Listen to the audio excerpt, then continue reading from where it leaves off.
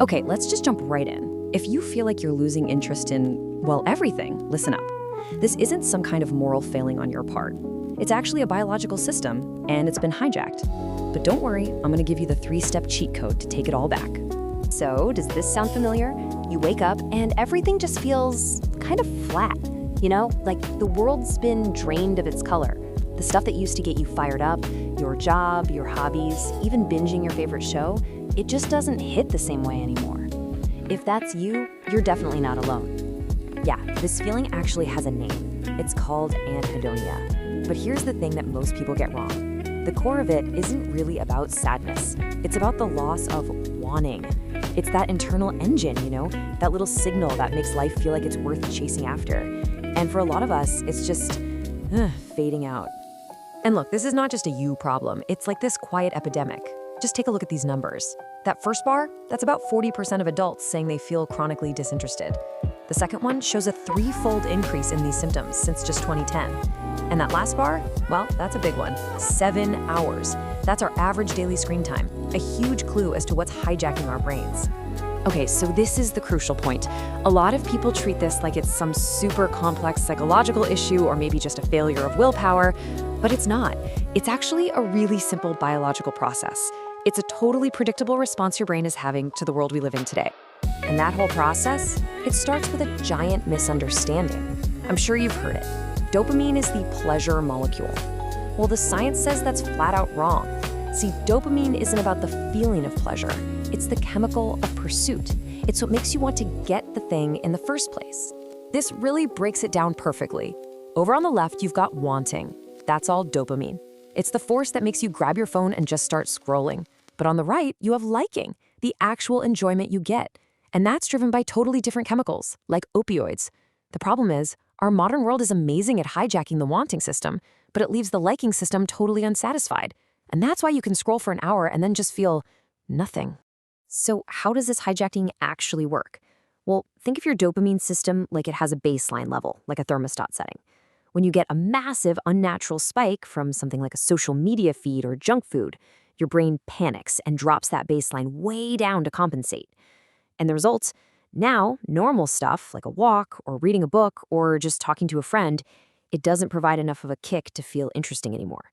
That is where that universal flatness comes from.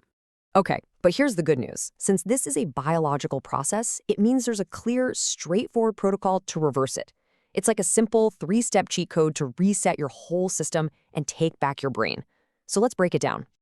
All right, step 1, you have to starve the noise. This is all about intentionally giving your brain a break from that constant, high-octane stimulation that's been driving your baseline into the ground. What does that look like? It means a targeted reset. For about 2 to 4 weeks, you're going to eliminate what scientists call supernormal stimuli. Basically, these are things that are engineered to give your brain a way bigger reward than anything you'd find in nature. We're talking about those infinite scrolling feeds, super tasty junk food, and all those other high dopamine, low effort things that are messing with your baseline. The whole point here is to actually let yourself get bored. Seriously, we think boredom is the enemy, right? But this quote just nails it. Boredom is the incubator of interest. It's only when you stop pumping your brain full of stuff from the outside that it finally gets a chance to figure out what it wants to do. Okay, on to step 2. Once you've starved the noise, it's time to rebuild your foundation. Think of these as the absolute non-negotiables that your brain needs to even have a chance at creating interest and keeping a healthy dopamine baseline. And it all starts with sleep.